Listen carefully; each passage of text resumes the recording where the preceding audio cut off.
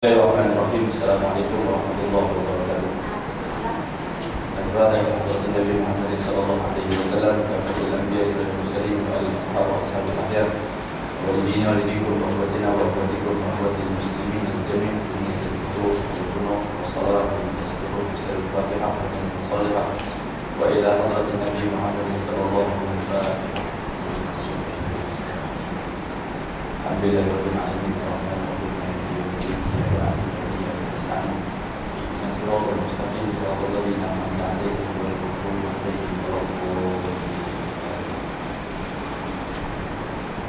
Dihormati tuan dan perempuan muslimin muslimat yang dimuliakan oleh Allah Subhanahu wa taala sekalian. Alhamdulillah hamdan rabbil alamin Muhammadin wa afdhalu min dhulumatil jahli wal tajadiri. Alhamdulillahilladzi hadana bi 'abdihi al-muhtar man da'ana ilayhi bi izni wa qad nadana labbaika ya man dallana wa hadana. Alhamdulillahilladzi anzala 'ala 'abdihi al-kitaba wa lam yaj'al lahu 'iwaja قيما لينذر بأسا شديدا من لدنه ويبشر المؤمنين الذين يعملون الصالحات أن لهم أجرا حسنا.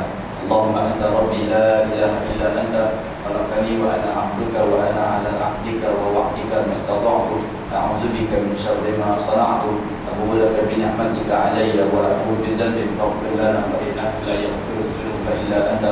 اللهم صل وسلم على سيدنا محمد مفتاح باب رحمة الله عدد ما في علم الله صلاة وسلاما دائمين بدوام ملك الله وعلى آله وصحبه عدد كل ذرة ألف مرة. اللهم صل وسلم على سيدنا ومولانا محمد نورك الساري ومددك الجاري واجمعنا به في كل أقوال وعلى آله وصحبه يا نور.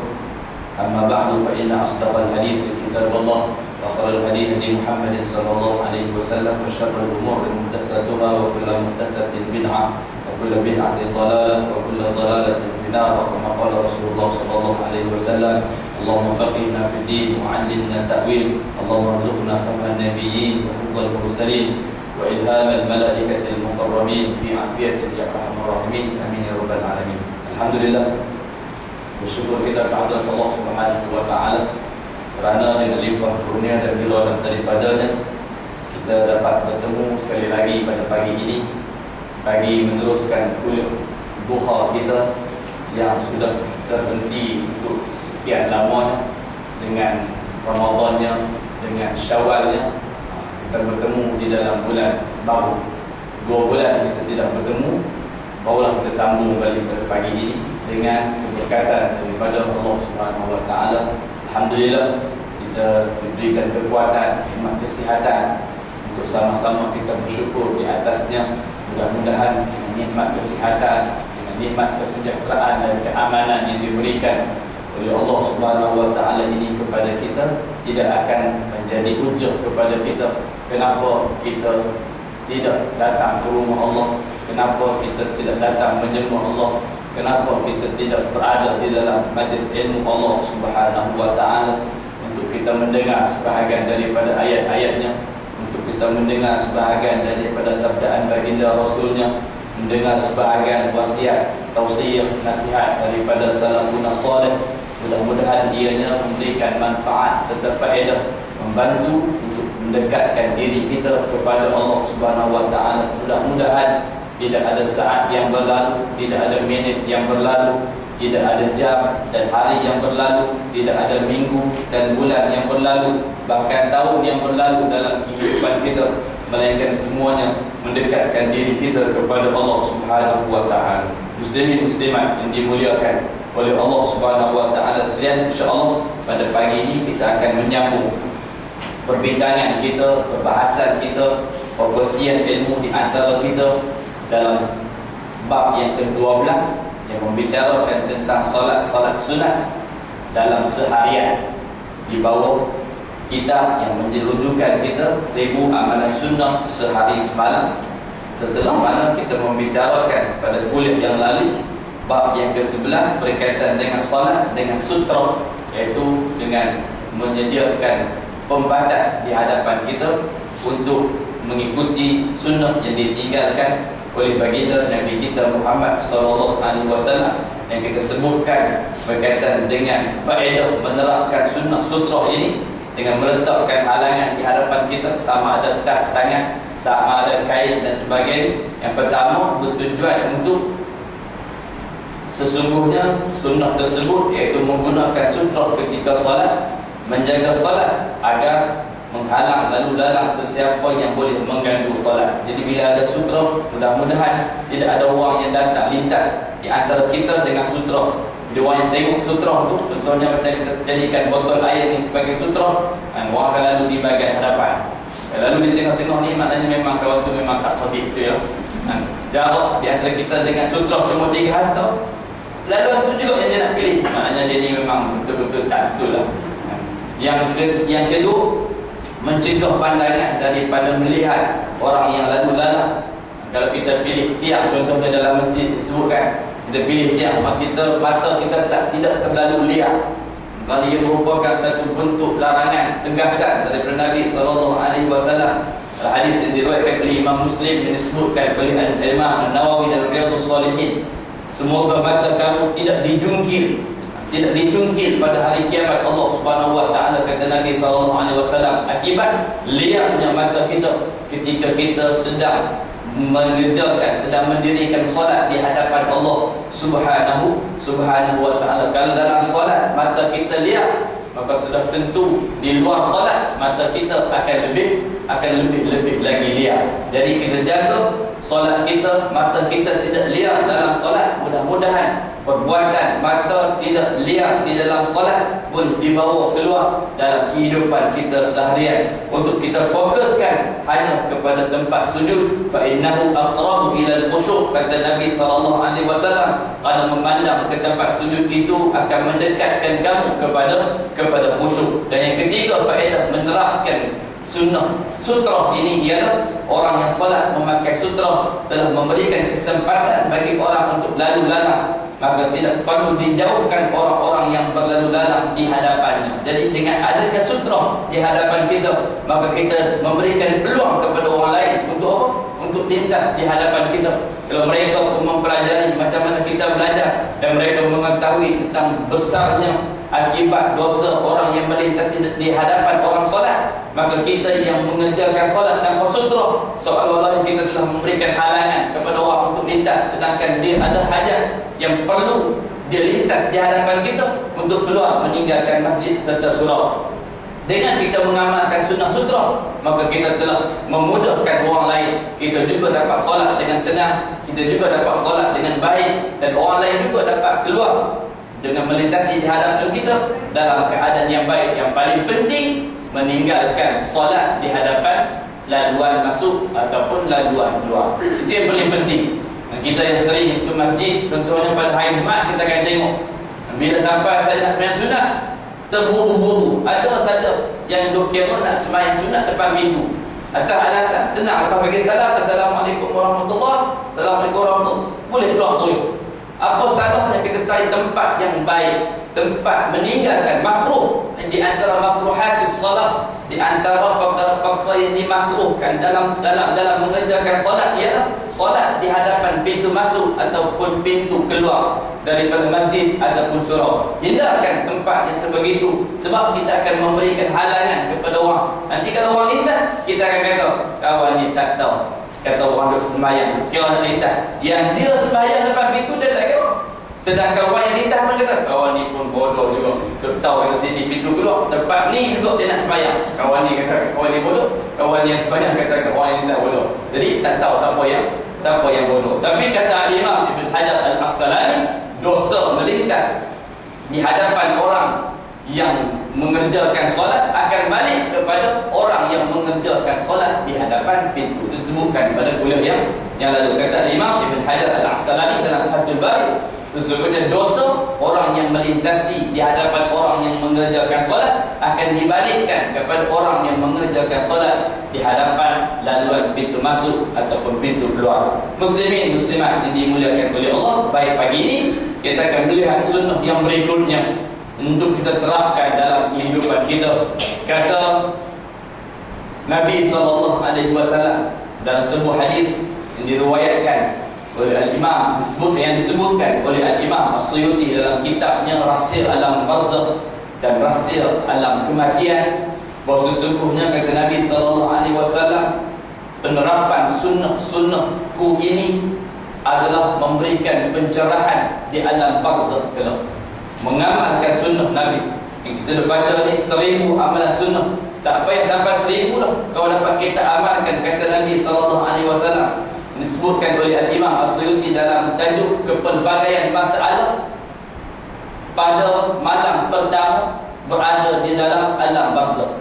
Maknanya celik-celik mata saja kita sedar kita berada di alam barzakh Allah Subhanahu Wa Taala. Di situ ada satu bab yang dibicarakan oleh As-Suyuti yang menceritakan tentang kepelbagaian masalah, iaitu ada yang antaranya yang takut, ada kuburnya yang gelap, ada kuburan, ada yang dihimpit rasa gelisah dan sebagainya, dengan bauan-bauan yang tidak menyenangkan, yang tidak menyelesaikan dan sebagainya. Di situ dibincangkan satu bab kepelbagaian masalah yang dihadapi oleh manusia ketika berada di alam barzakh Allah Subhanahu Wa Taala. Dua perkara yang paling dasar, yang paling asas yang akan kita rasai di alam kubur selain daripada yang lain-lainnya, kata Nabi SAW. Yang pertama rasa takut, yang kedua rasa gelap.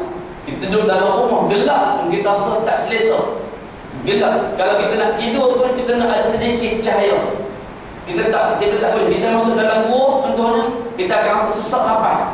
Sebab apa? Kita rasa tak selesa dengan kegelapan. Begitulah kegelapan yang nak digambarkan oleh Nabi SAW, berada di dalam liang lahat, berada di dalam alam barzakh Allah Subhanahu Wa Taala. Ketakutan gelap itu akan memberikan rasa murung kepada setiap orang penghuninya. Maka kata Nabi SAW, dengan mengamalkan sunnahku, maka insya-Allah akan memberikan pencerahan ketika berada di alam barzakh Allah Subhanahu Wa Taala. Begitu juga dalam hadis yang lain juga disebutkan dalam kitab yang sama, bahwasanya wasiat Nabi SAW kepada Abu Zar Al-Ghifari mengkhabarkan, wahai Abu Zar, maukah aku beritakan kepada kamu beberapa amalan yang dapat membuatkan kamu senang di padang mahsyar dan senang di alam kubur? Maka kata Abu Zar, aku bersumpah demi bapakku, demi ibuku dan demi ruhmu ya Rasulullah yang berada dalam jasadmu, akhbirni, khabarkan kepadaku apakah yang dikatakan perkara yang dapat memberikan kepada aku manfaat ketika berada di alam barzakh dan juga ketika dibangkitkan di padang mahsyar. Maka kata Nabi SAW, hendaklah kamu berpuasa di kala panas terik.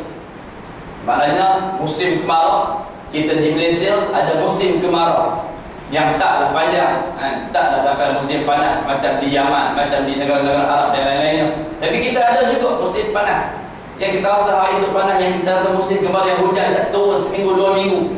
Maka kata Nabi SAW, ambillah satu hari berpuasa di kala hari panas terik, di kala matahari panas terik, kerana dengan berpuasa pada hari di panas, kerana berpuasa pada hari matahari panas terik akan membuatkan kamu senang dibangkitkan di padang mahsyar Allah Subhanahu Wa Taala.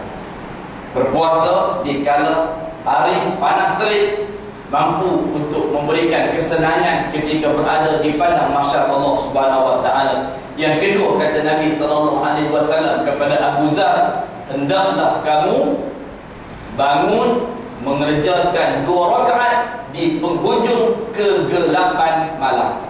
Bangunlah kamu, kata Nabi, wahai Abu Zar, untuk mengerjakan solat 2 rakaat, walaupun sekadar 2 rakaat di penghujung kegelapan malam. Kerana mengerjakan solat 2 rakaat di penghujung kegelapan malam mampu untuk memberikan cahaya ke dalam kubur. Mengerjakan solat di penghujung malam mampu untuk memberikan cahaya dalam kubur kita. Kita nak tak cahaya?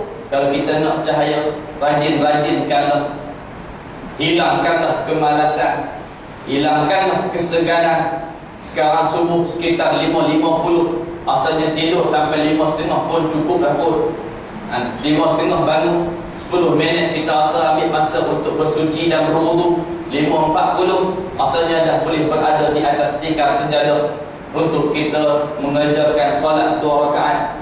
dan kemudian berdoa kepada Allah Subhanahu wa taala. Hanya 10 minit saja masa yang kita nak peruntukkan untuk mendapat sebahagian daripada apa yang dijanjikan oleh baginda Nabi kita Muhammad sallallahu alaihi wasallam ini, untuk kita mampu meraih cinta Allah Subhanahu wa taala. Kerana di antara faktor yang disebutkan oleh Dr. Aid Al-Qarni dalam bab yang pertama membicarakan tentang tajuk cinta yang agung dalam kitabnya Ihfazillah Yahfazka, faktor yang mampu meraih cinta Allah, Allah sayang kita, ialah faktor yang ketiga yang disebutkan ialah bangun berqiyamul lail. Bangun berqiyamul lail bukan sekadar mencerahkan alam barzakh kita, bahkan mampu meraih cinta Allah Subhanahu wa taala kepada kita. Baik tuan-tuan dan puan-puan, muslimin muslimat yang dimuliakan oleh Allah, salat sunat dalam seharian. Yang pertama, salat sunat rawatib. Sabda Rasulullah sallallahu alaihi wasallam, "Ma min 'abdin muslimin yusalli lillahi ta'ala kulla yawmin 16 raka'atan tatawwu'an ghaira fariidatin illa bana Allahu lahu baitan fil jannah aw bunya lahu baitun fil jannah." Tiada seorang muslim mengerjakan salat sunat setiap hari 12 rakaat secara sukarela, secara redha, secara ikhlas dia kerana Allah Subhanahu wa taala, selain daripada salat fardu. Salat fardu 17 rakaat tu asing, tu lain. Ini 12 rakaat yang mengiringi salat fardu. Melainkan Allah pasti akan membangunkan sebuah mahligai baginya di syurga, atau dibangunkan baginya sebuah mahligai di syurga. Dia ada dua istilah, banallahu lahu baitan fil jannah atau bunya lahu baitun fil jannah. Didirikan sebuah mahligai ataupun dibangunkan baginya sebuah mahligai di dalam syurga Allah Subhanahu wa taala. Hadis sahih riwayat Imam Muslim. Perincian 12 rakaat ini dibuat oleh para ulama hadis berdasarkan kepada pekerjaan salat sunat yang pernah didirikan oleh baginda Nabi kita Muhammad sallallahu alaihi wasallam. Perinciannya adalah seperti berikut: 2 rakaat sebelum zuhur dan 2 rakaat sesudah zuhur, 2 rakaat sebelum asar, 2 rakaat setelah maghrib dan selepas maghrib, 2 rakaat setelah salat isyak, dan 2 rakaat sebelum salat subuh. Itu dimula dengan zuhur. Sebab apa dia mula dengan zuhur? Sebab disebutkan oleh ahli-ahli tarikh dan juga ahli-ahli hadis bahawa solat yang pertama yang didirikan oleh Nabi kita Muhammad sallallahu alaihi wasallam adalah solat zuhur. Memang kalau kira hari, kalau kira permulaan hari, solat yang pertama yang kita kerjakan di awal pagi hari ialah subuh dulu, kemudian zuhur, kemudian asar, maghrib serta isyak. Tapi dalam perbuatan Nabi sallallahu alaihi wasallam dan juga berdasarkan kepada apa yang disebutkan oleh para ulama berkaitan dengan kaedah menggantikan solat, nak qada solat. Contohnya selepas solat subuh ataupun selepas solat duha, tuan-tuan perempuan tak ada kerja apa. Jadi teringat masa zaman jahiliah dulu, tak tahu umur berapa balik. Balik umur 25 ke, balik umur 35 ke, balik umur 60 ke. Jadi ada solat-solat yang lampau yang kita tertinggal. Wajib ke atas kita untuk mengqadakan, tapi berdasarkan kepada kekuatan kita. Kekuatan kita nak qada tu sejauh mana kesanggupan kita mampu untuk mengqadanya. Maka di situ menjadi hujah. Kekuatan bagi saya lah melihat hal ini, bahawa ada yang balik umur 25, ada yang balik umur 30, ada yang 35, ada yang sampai dekat 40 baru dia merasa nyesal. Banyak dah lama dia meninggalkan solat, dah lama dia meninggalkan puasa, genap 40 baru dia nak mula berubah. Jadi adakah dengan dia berubah pada usia 40 dia tidak boleh mengiringi solat fardunya dengan solat sunat? Maka sudah tentu jawapannya tentulah boleh.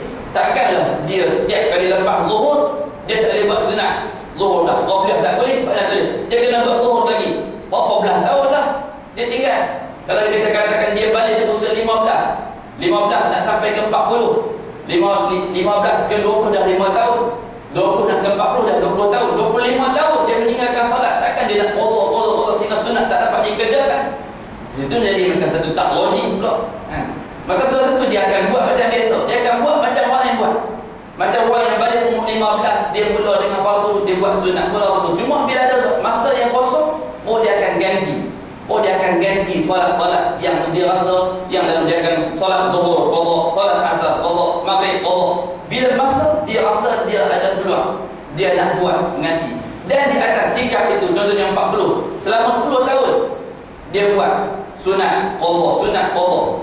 Tentu tak habis lagi. Namun Allah Subhanahu wa taala akan mengira. Allah Subhanahu wa taala Maha Karim. Allah tentu akan memberikan keputusan yang terbaik untuknya di atas semangat ketentuan yang dia nak buat. Dia cuba untuk qadha balik, tapi tak dapat qadha secara sepenuhnya. Sudah tentu Allah Subhanahu wa taala akan memberikan balasan yang terbaik untuknya walaupun dia tak qadha habis. Di situlah hujah saya tengok berkaitan dengan pembatalan yang sering berlaku dalam masalah puasa sunat 6 hari di bulan Syawal.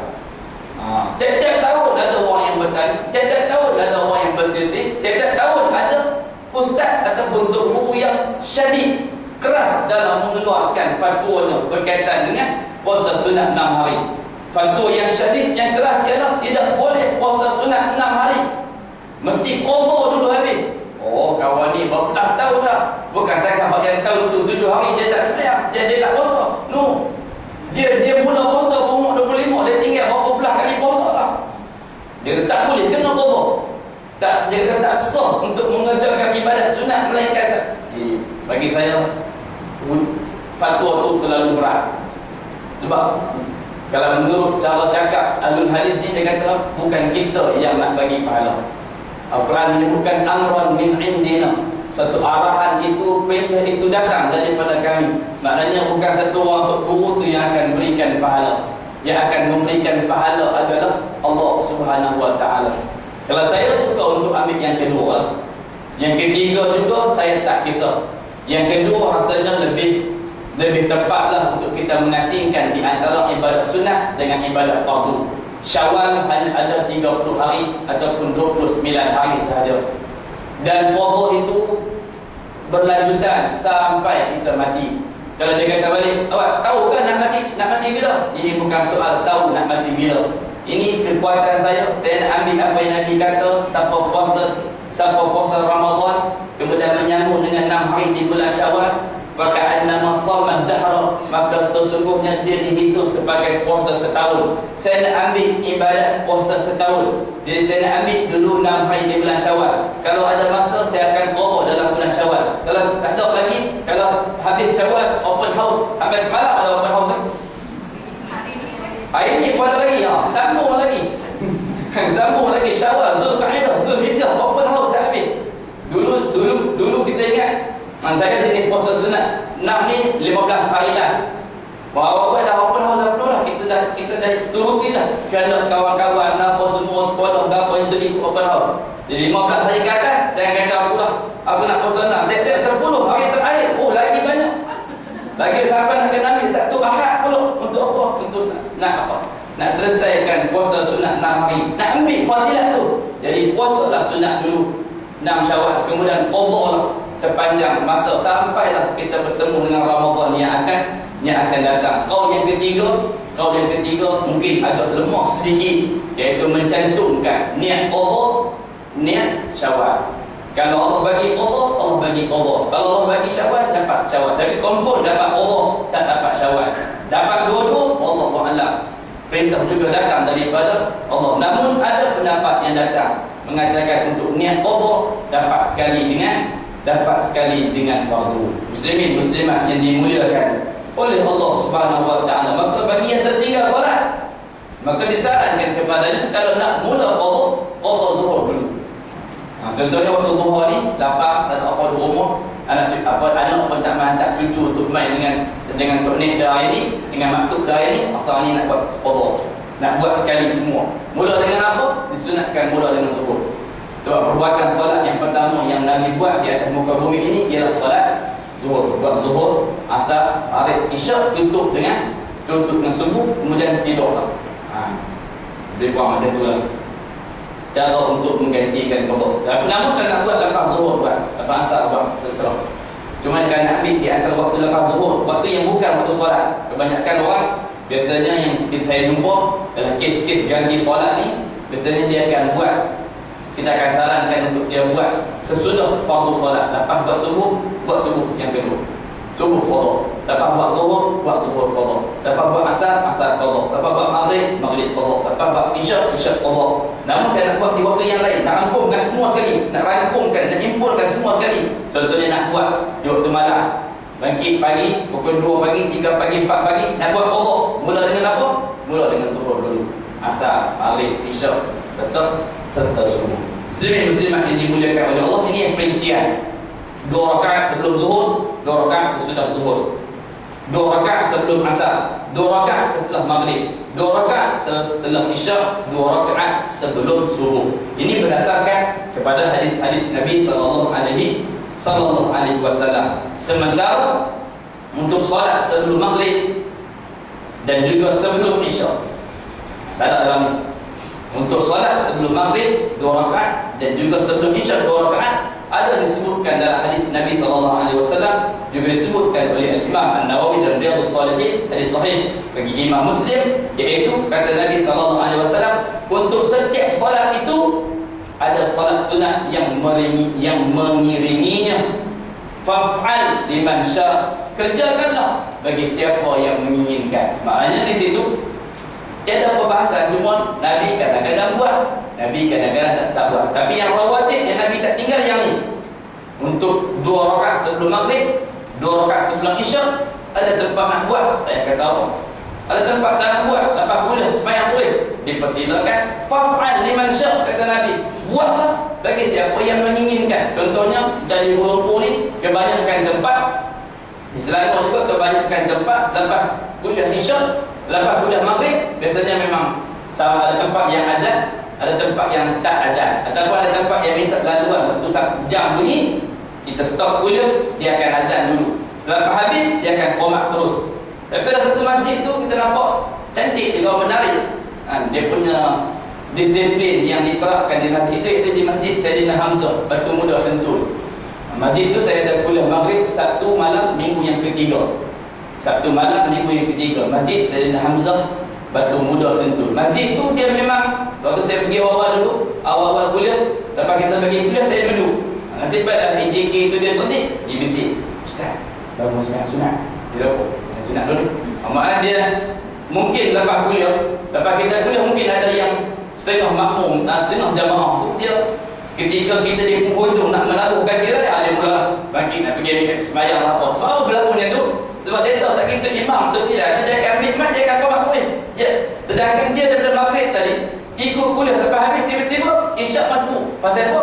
Pasal lepas habis ustaz selesai kuliah tu bila teruskan dengan iqamah. Jadi Masjid Sayyidina Hamzah tu selepas daripada kuliah semua bangun dulu sembahyang sunat qabliyah isyak. Lepas tu jadi taklah berlaku makmum yang masbuk, melainkan yang singgah daripada luar dan sebagainya. Yang ikut kuliah, dia akan ikut kuliah sampai habis. Dia tak terburu-buru untuk bangun ambil buru. Pasal dia tahu masjid tu dia akan bagi masa sepanjang orang mengerjakan salat sunat qabliyah dalam saf eloklah.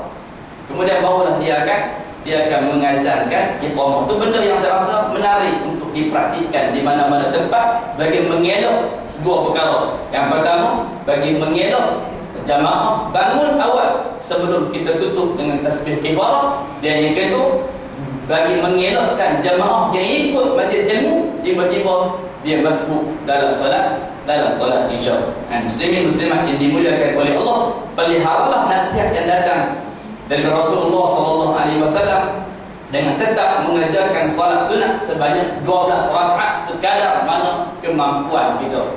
Paling lekeh tak dapat jaga apa? Dapat jaga 2 rakaat sebelum subuh, dapat jaga 2 rakaat selepas maghrib, dapat jaga 2 rakaat sesudah isyak, 6 tu pun kira jadilah untuk peringkat pertama. Kemudian barulah kita susuli dengan 6 yang berikutnya, iaitu 2 rakaat sebelum zuhur, 2 rakaat sesudah zuhur, dan 2 rakaat sebelum asar. Yang paling penting untuk kita jaga yang apa? 2 sebelum subuh, 2 selepas maghrib. Takkanlah nak mula kuliah selepas kita main maghrib, sebelum orang semua bangun kita duduk menanggung sandaran. Lebih baiklah kita bangun mengerjakan 2 rakaat selepas maghrib. Kemudian selepas bagi sembahyang isyak, kecuali kita urgent lah nak ke toilet dan sebagainya, tak sempat sembahyang isyak itu lain Tapi kalau tak ke mana-mana, asalnya ahsan, lebih baik kita solat sunat 2 rakaat ba'diyah isyak dulu, kemudian bangunlah buat satu lagi witir, kemudian baliklah dalam keadaan yang aman dan sejahtera. Malam tu kalau tertidur, esok terlajak pun kawannya kita telah tidur dalam keadaan kita telah mengerjakan solat sunat witir. Juga wasiat Nabi kita Muhammad sallallahu alaihi wasallam kepada Abu Zar dan lain-lainnya.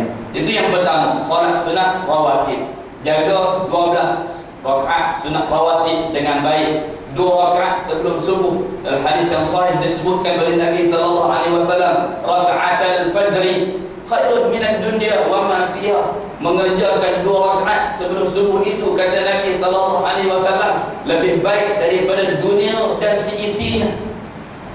Kaya mana pun satu orang, hebat mana pun satu orang tu, tapi dia takkan lebih hebat daripada orang yang mampu menjaga 2 rakaat sebelum subuh. Dengan hadis yang dibawa dengan sanad yang baik oleh para ulama hadis, dengan membaca Qul ya Al-Kafirun pada rakaat yang pertama dan membaca surah Al-Ikhlas pada rakaat yang kedua. Itulah bacaan yang biasanya dibaca oleh baginda Nabi kita Muhammad sallallahu alaihi wasallam dalam solat 2 rakaat sebelum subuh. Dan kadang-kadang kata Aisyah pada hadis yang lain, kadang-kadang kalau Nabi terlambat, biasanya Nabi hanya akan baca Fatihah saja pada kedua-dua rakaat. Rakaat yang pertama pun Fatihah saja tanpa surah, rakaat yang kedua pun tanpa surah, hanya dengan Fatihah tanpa surah. Buatlah berselang-seling. Ada hari yang kita rasa lapang, kita buat kuliah Allah. Ada hari yang kita nak ambil hadis Aisyah, kita buat Fatihah saja untuk mengamalkan sunnah Nabi sallallahu alaihi wasallam. Program kita, kuliah kita hanya nak menekankan tentang pengamalan sunnah Nabi sallallahu alaihi wasallam dapat ditekankan, dapat diamalkan dengan sebaik mungkin dalam kehidupan kita. Kalau dengan sunnah yang mengiringi kehidupan kita ini, mudah-mudahan yang pertama tadi kita sebut, mudah-mudahan memberikan pencerahan di dalam kubur. Kemudian sunnah ini dapat membimbing kita dengan baik. Hidup kita tanpa kelegaan, tanpa kelalaian, kalau kita dipagari dengan amalan sunnah Nabi Muhammad sallallahu alaihi wasallam. Yang kedua, solat duha. Ini sering kita tekankan, duha witir kita sering tekankan pada jemaah kita. Kalau ada jemaah yang masih belum mampu untuk mengerjakan duha, amalkan, cari masa. Kalau berapa ramai manusia yang tidak dapat mengerjakan duha kerana kelalaian, kerana kesibukan.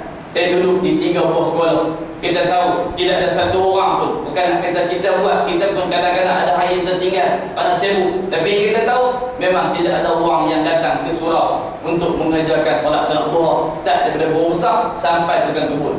Tak ada. Daripada tempoh, daripada 8 pagi, ada hari yang kita buat, ada hari yang kita pun tertinggal, tak ada siapa pun. Dalam keadaan kita lepas makan, sibuk, siapa nak? Dia menyambut duha, pergi dulu. Dia tak boleh. Sampai ada yang tanya, tak jemu ada kata semayang buah tiap hari.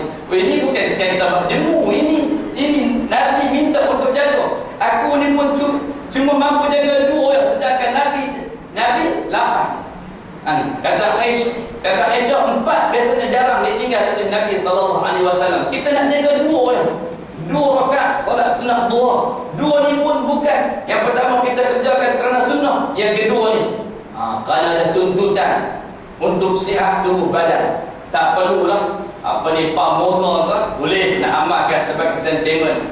Produk cantik tak kartun, itu pun okey, boleh nak amalkan, tak ada masalah. Cuma untuk tuntutan diri kita, tuntutan yang disebutkan oleh Nabi SAW, nak tubuh badan kita sihat, nak tubuh badan kita cergas kan. Jadi Demi orang mana-mana ni saya Tak ada penerbang kan?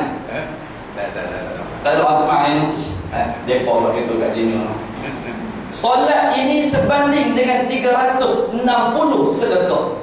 Hal ini wujud kerana dalam tubuh manusia terdapat 360 sendi ataupun kerat. Ada 360 kerat tulang dalam tubuh badan manusia. Setiap sendi, setiap kerat, kata bahasa surat mungkin dia kata sendi, bahasa orang polis dia kata kerat. Setiap kerat tulang ni menuntut sedekah pada setiap hari. Jadi Nabi sebut hadis ni kepada para sahabatnya. Maka para sahabat tanya, macam mana kami mampu untuk mensedekahkan pada setiap kerat tulang belulang kami ni dengan wang, dinar ataupun dirham? Takkan kita nak bayar takaful untuk satu kerat dengan RM1? RM1 pun kalau dah 360 dah RM360. Mahal. Turun sikit sekarang. Tinggal sekupang. Tinggal RM3 6 rupah. Takkan subsidi untuk tulang belulang kita RM3 6 rupah? Tak boleh. Kita bayar MNA takaful, BSN Prudential pun kadang-kadang sampai RM200-300 sebulan untuk dapat cover kepada diri kita kalau berlaku apa-apa keilatan dan sebagainya. Maka tidak ada siapa yang sanggup untuk mengeluarkan sedekah yang sedemikian untuk setiap kerat tulang belulangnya. Paling hari paling lekeh simple setiap hari kita kira sekerat RM1. 360 kerat, RM360 perlu disedekahkan pada setiap hari. Tidak ada orang yang sanggup untuk mengeluarkan yang demikian untuk setiap persendian tersebut merupakan rasa syukur di atas nikmat Allah. Maka kata Nabi SAW, yusbihu ala kulli sulama min ahadikum sadaqah, fa kullu tasbihatin sadaqah, fa kullu tahmidatin sadaqah, wa kullu tahlilatin sadaqah, wa kullu takbiratin sadaqah, wa amrun bil ma'rufi sadaqah, wa nahyun 'anil munkari sadaqah, wa yujzibu min zalika raka'atani yarka'huma min ad-duha. Kata Nabi SAW, itu yang kita sebutkan, tak boleh tinggal amalan baik ni.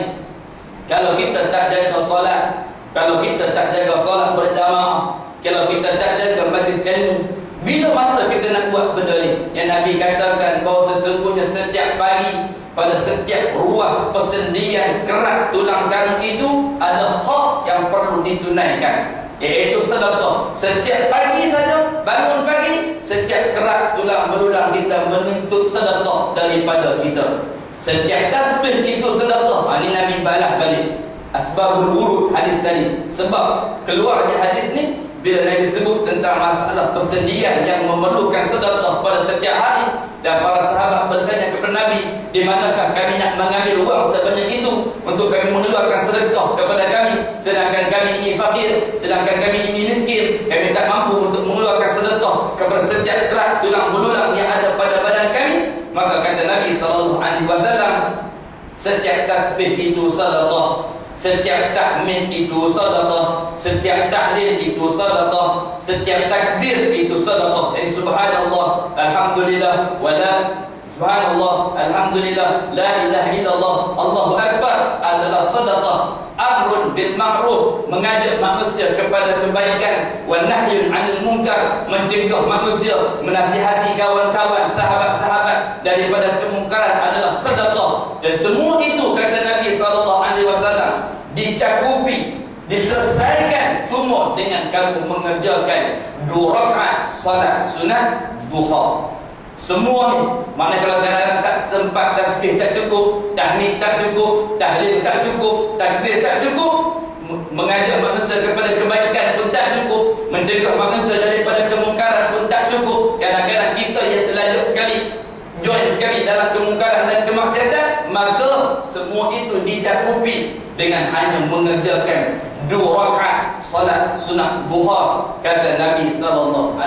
Sebab itu kita tekankan, selain daripada sunnah, selain daripada duha adalah merupakan sunnah Nabi SAW, selain daripada itu ia juga merupakan tuntutan untuk kesihatan kita, tuntutan untuk tulang belulang kita, menjaga kita dengan baik, iaitu tulang belulang persendian kerat tulang ini akan bekerja membimbing tubuh badan kita kepada takwa kepada Allah Subhanahu wa taala, yang bukan menjadi tulang belulang yang senantiasa mengajak kita kepada kemaksiatan serta kemungkaran, kelalaian, kelekaan daripada mengingati Allah Subhanahu wa taala.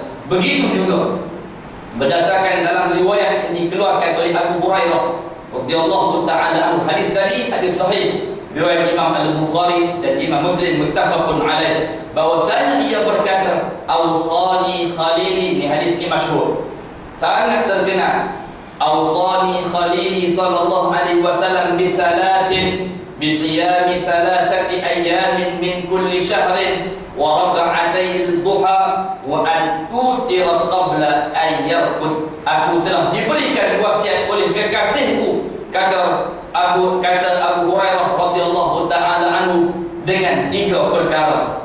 Kalau kita rasa kita juga menjadikan Nabi sallallahu alaihi wasallam sebagai kekasih kita, sebagai pemimpin kita, sebagai idola kita, sebagai matlamat kita untuk kita bertemu dengan Nabi sallallahu alaihi wasallam, untuk kita ditempatkan bersama dengan Nabi sallallahu alaihi wasallam di tempat yang baik, untuk kita dikenali oleh Nabi kita Muhammad sallallahu alaihi wasallam, maka kita juga perlu menganggap Nabi itu sebagai kekasih sebagaimana yang dianggapi oleh Abu Hurairah radhiyallahu taala anhu. Dengan apa? Dengan mengerjakan 3 wasiat yang telah diperingatkan oleh baginda Nabi sallallahu alaihi wasallam, iaitu berpuasa 3 hari pada setiap bulan. Di situ yang ada kitab dibuat catatan 13, 14, 15, itu berdasarkan kepada catatan ulama, bukan disebutkan secara rasmi. Maknanya 3 hari di situ, kata para ulama hadis yang lain, ialah Isnin, Khamis.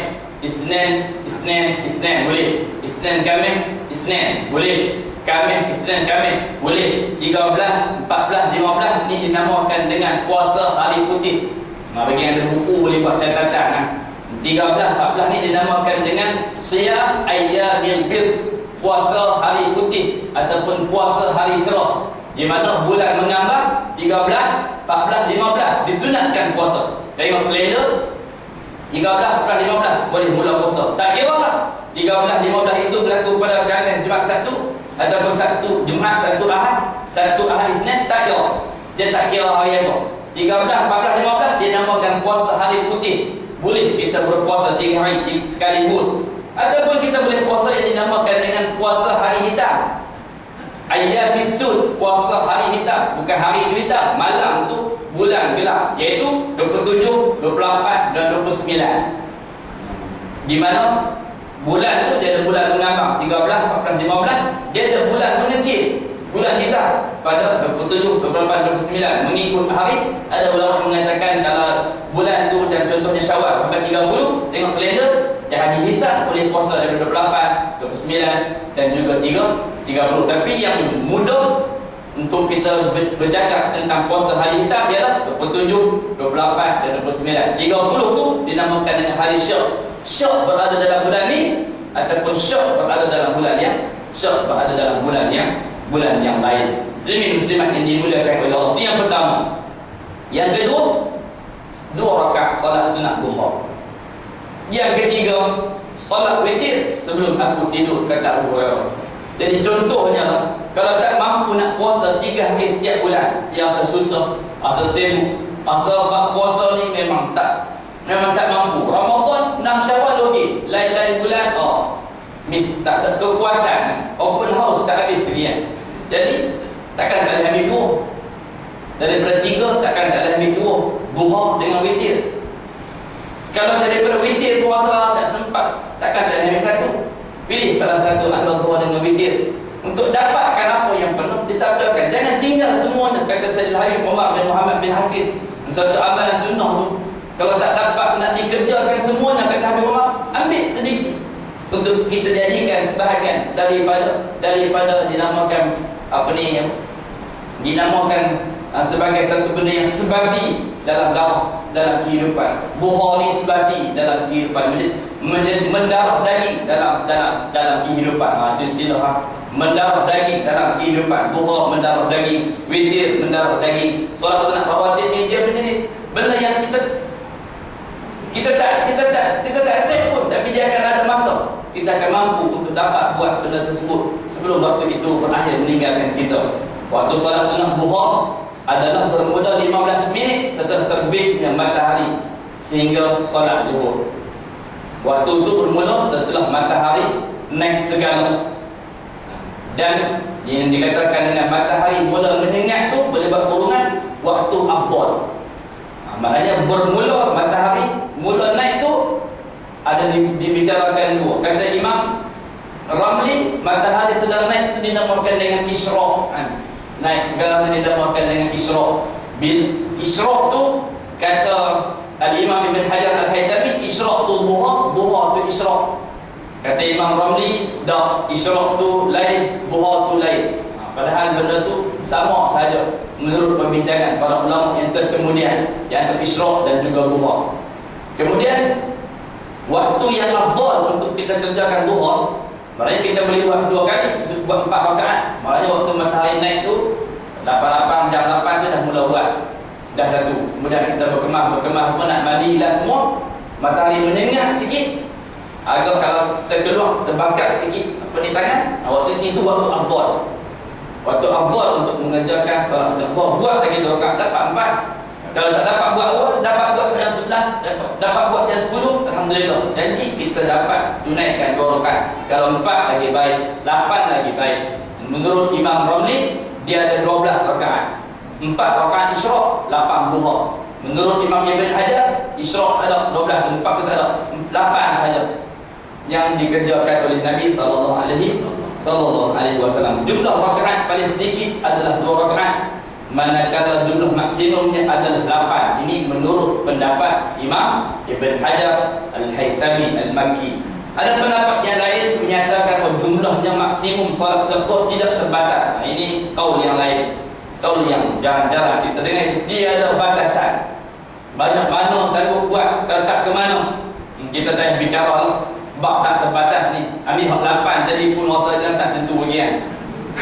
Hak 8 tu pun tak tentu. Kita bercakap dapat istiqamah 2-3 tahun, buat 2 pun kira alhamdulillah. Muslimin muslimat yang dimuliakan oleh Allah Subhanahu wa taala. Seterusnya, sebelum saya nak masuk bab yang ketiga, nak selit sikit apa yang disebutkan dalam sebuah hadis Nabi SAW juga berkaitan dengan kepelbagaian masalah pada malam yang pertama di alam barzakh ini, ialah satu lafaz zikir. Ni sebelum saya terlupa tu, saya tak siap. Tak terlupa dan masuk sini terlupa dah cakap ni.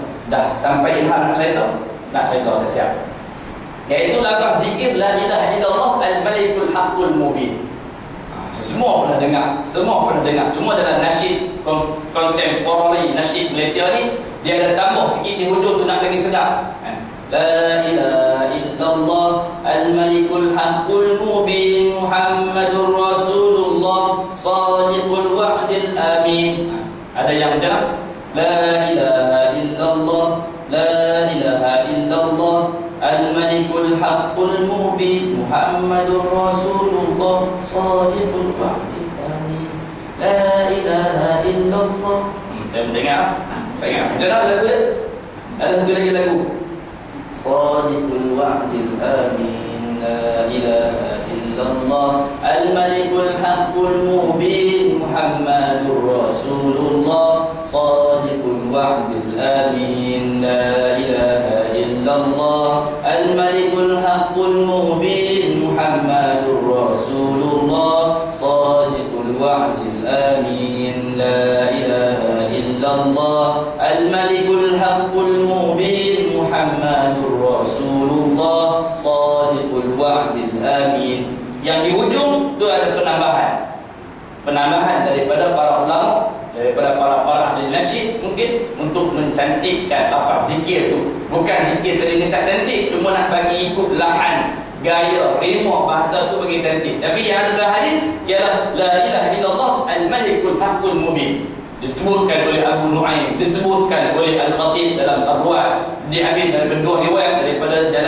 jalan Imam Malik bin Anas, dan juga diambil daripada jalan Sayyidina Umar Al-Khattab. Nabi kata, siapa yang jaga la ilaha illallah al-malikul haqqul mubin sehari 100.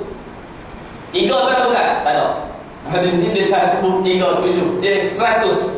Maknanya banyak Ustaz. banyak, wallahu a'lam. Fadilah dia saya beritahu, fadilah dia sangat besar.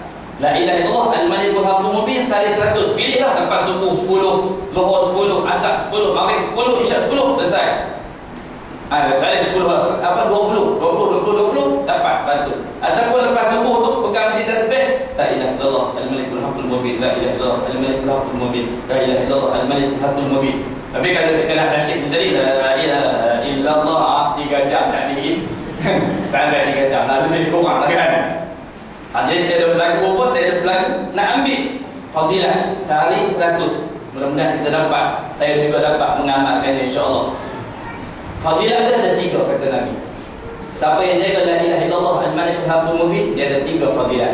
3 fadilah ni semuanya adalah berkaitan dengan malam pertama di alam barzakh. Yang pertama, kalimah la ilaha illallah al-malikul haqqul mubin ini kata Nabi mampu untuk menghilangkan rasa kegerunan dan ketakutan berada dalam kubur. Jadi macam biasa macam tak ada apa, macam duk tamu ke bumi kalau sakit, tak ada rasa takut. Adalah takut sikit-sikit bila tembok sana tembok sini kan, tapi asalnya insya-Allah kita tak kena tembok lagi kan, tembok ke tempat-tempat yang lain. Macam itulah kita hilang rasa takut berada di alam barzakh. Dihilangkan rasa ketakutan. Yang kedua kata Nabi, memberikan sinaran cahaya di dalam kubur. Kalimah la ilaha illallah al-malikul haqqul mubin mampu menyinari alam kubur kita. Dan yang ketiga kata Nabi SAW, kalimah la ilaha illallah al-malikul haqqul mubin ini mampu untuk membukakan pintu syurga terus menuju ke dalam kubur. 3 perkara. Kita nak berkira dengan masa kita 100 kali 7 minit, kita kata 10 minit untuk mendapatkan 3 fadilah ini. Mudah-mudahan kita tak menjadi orang yang berkira, orang yang kedekut, orang yang kikir untuk nak berkira sangat masa kita, untuk kita menghabiskan la ilaha illallah al-malikul haqqul mubin. Muslimin muslimat yang dimuliakan oleh Allah. Seterusnya salat sunat asar. Ni dia balik kepada yang tadi. Dia nak cerita beberapa kelebihan. Sabda Rasulullah sallallahu alaihi wasallam, rahimallahu ra'an shalla qabla al-'asri arba'an. Semoga Allah memberikan rahmat kepada seseorang yang salat sunat sebelum asar 4 rakaat. Ini lain, dia terkeluar daripada rawatib. Rawatib 2, ni 4. Kalau ada hadis yang membicarakan tentang Nabi sebut siapa yang salat sebelum asar 4 rakaat, maka Allah akan merahmatinya. Yang keempat, salat sunat sebelum maghrib. Sallu qabla al-maghrib. Qala fi salisah liman syaa. Salatlah sebelum salat maghrib. Pada ucapan yang ketiga Nabi kata, siapa yang mahu. Mana yang tak mahu boleh tinggalkan. Yang ini kita katakan bukan rawatib, tapi pernah dibicarakan oleh Nabi sallallahu alaihi wasallam. Sallu qabla al-maghrib. Sembahyanglah sebelum maghrib. Sembahyanglah sebelum maghrib. Sembahyanglah sebelum maghrib liman syaa, bagi siapa yang mahu. Hadis riwayat Imam Al-Bukhari. Yang kelima, salat sunat sebelum isya. Sabda Rasulullah sallallahu alaihi wasallam, baina kulli azanain salatun liman baina kulli azanain salatun. Summa qala fi salisah liman syaa, bagi siapa yang berkemampuan di antara 2 azan ada salat sunat. Antara azan subuh dengan salat subuh ada salat sunat.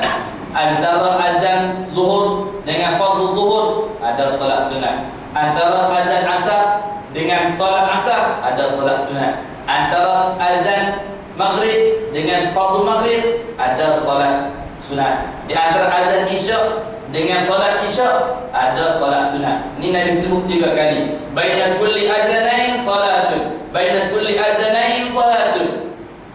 Tiap-tiap tu ada. Tapi di antara tadi ni ada yang rawatib dan ada yang bukan rawatib. Yang bukan rawatib tu boleh dah nak buat. Nabi kata fi salisah, yang ketiga liman syaa, bagi siapa yang nak buat. Dia nak jaga di antara 2 solat, dia mesti nak apik. Dia nak letakkan di tengah-tengah itu dengan solat. Mesti lakukan. Jangan kita kata, "Oi, ni Nabi tak buat ni. Ni bid'ah ni." Jangan. Sebab Nabi kata dalam hadis ni Nabi kata nak buat. Nabi tak buat.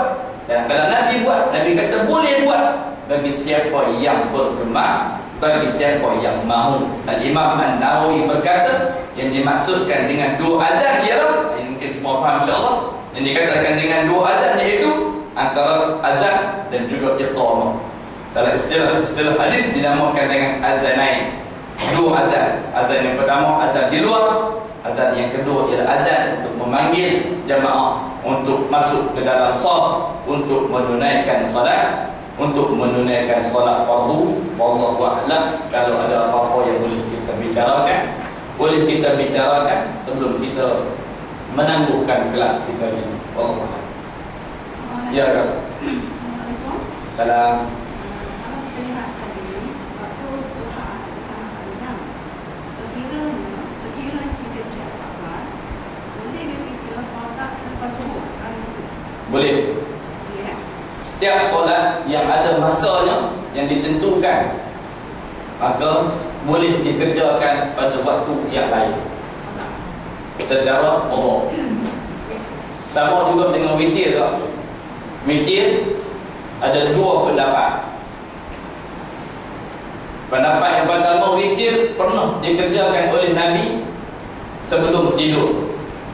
Witir juga pernah dikerjakan oleh Nabi selepas bangun daripada tidur sebelum azan subuh. Dan ada satu lagi qaul yang terselip di antara dua itu berdasarkan kepada pengalaman Aisyah sendiri, bahawa Nabi pernah mengerjakan witir qadha. Witir ada ketika mana setelah mendengar azan. Yang itu ada perbahasan. Ada satu hadis daripada Abu Hurairah, kalau tak salah ingat Ustaz, yang menceritakan bahawa witir tak ada selepas subuh. Dalam kitab dikah oleh Al-Imam Az-Zamakhsyari, nama dia kitab dia Al-Ijabah Li'irada Mastadrakat Bul Aisyah Anis Sahabah, yang dihimpunkan oleh Al-Imam Az-Zamakhsyari yang menceritakan tentang hadis-hadis yang ditentang oleh Aisyah. Jadi hadis itu mengatakan Nabi tak buat. Aisyah kata, aku tengok depan mata aku bahawa Nabi tanya dekat aku, wahai Aisyah, azankah? Bila dah azan ke belum? Kata Aisyah, bila dah azan, Nabi bangun buat satu witir. Kemudian lepas sembahyang, Aisyah tanya, qadha ke ada? Nabi kata ada. Maknanya witir tu pun, contohnya kita bangkit lambat, siap-siap orang azan, kita tak sempat buat lagi satu rakaat, boleh tak buat? Boleh buat. Apa buat witir tu? Baru buat solat sunat 2 rakaat subuh. Nah, macam tu jugalah, sama juga dengan setiap solat-solat rawatib. Tertinggal boleh buat tak? Boleh. Contohnya tertinggal solat sunat. Yang ni saya pernah ceritakan dulu, kemudian menimbulkan kepeningan sikit kan. Iaitu masalah solat sunat rawatib yang mengiringi fardu ni, saya dah pernah cerita dulu. Dia merupakan 2 solat yang masuk ikut pintu lain-lain, keluar ikut pintu sama. Ada yang ingat lagi tak? Saya pernah cerita tak? Ada solat sunat rawatib ni, dia masuk qabliyah dengan ba'diyah tu, dia masuk ikut pintu lain, keluar ikut pintu sama. Qabliyah masuk ikut pintu ni, ba'diyah masuk ikut pintu ni. Keluar pintu mana? Keluar pintu belakang. Apa dia maksud saya? Ni nak jawab soalan tadi juga, nak bagi kau faham kan. Masuknya bermulanya solat qabliyah bila? Selepas azan fardu. Azan saja Allahu Akbar tu bermulalah sembahyang sunat qabliyah. Bila berakhirnya sunat qabliyah ni, bukan berakhir dengan perbuatan fardu, bukan. Dia berakhir dengan habisnya waktu. Jadi masuk pintu ni, dia keluar pintu tu. Bila bermulanya solat ba'diyah, bermulanya solat ba'diyah ialah selepas perbuatan waktu. Kalau tadi selepas azan masuknya waktu, ba'diyah masuk selepas perbuatan waktu. Bila berakhirnya ba'diyah? Selepas habisnya waktu. Itu yang saya kata, qabliyah dan ba'diyah masuknya ikut pintu lain, keluarnya ikut pintu sama. Kalau kita dah datang zuhur, orang dah sembahyang, kita sembahyang zuhur. Selepas kita sembahyang zuhur, tak payah terburu-buru balik ataupun sekadar aku tadi terlepaslah qabliyah ni. Tak terlepas. Bangkit sembahyang ba'diyah, bangkit pula sembahyang qabliyah. Adaan bukan qadha. Sambunglah juga dengan cuma untuk subuh dengan asar ada clash sikit lah. Sebab selepas perbuatan subuh, selepas perbuatan asar adalah merupakan waktu yang diharamkan solat. Ada sebahagian para ulama hadis mengatakan kita terlepas solat sunat sebelum subuh, lepas perbuatan subuh boleh tak buat? Bahagian yang mengatakan boleh buat. Kita dah terlepas 2 rakaat sebelum asar sebab kita lambat, kita dah buat asar dulu, boleh tak buat selepas? Boleh, berdasarkan pada kaedah tadi. Namun bila selepas asar dengan selepas maghrib, selepas asar dengan lepas subuh adalah waktu yang diharamkan solat, maka kita disunatkan, dimustahabkan, disukai untuk sunnah tadi ini dilambatkan sehingga terbitnya matahari. Namun dah tak jadi, adalah dia jadi qada sebab kita dah buat mengiringi duha. Macam tu juga maghrib yang asar tadi, kalau kita buat selepas perbuatan asar kita dapat ada, namun menghormati waktu yang diharamkan solat, maka kita buat nanti selepas maghrib ataupun selepas azannya maghrib, maka jadi qada. Namun untuk qabliyah maghrib, qabliyah zuhur, qabliyah isyak, jangan takut untuk terjadi qada. Dia akan jadi ada. Sebagaimana tak habis waktu zuhur, sebagaimana tak habis waktu maghrib, sebagaimana tak habis waktu isyak, tetap jadi ada. Walaupun qabliyah itu kita tak buat sebelum perbuatan waktu, berdasarkan pada kaedah yang saya sebutkan tadi, masuk ikut pintu yang lain, keluar ikut pintu sama. Allah Akbar. Lagi?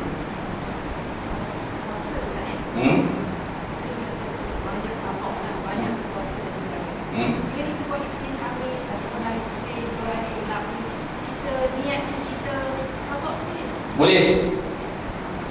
Untuk Syawal tu dia ada spesialis sikit.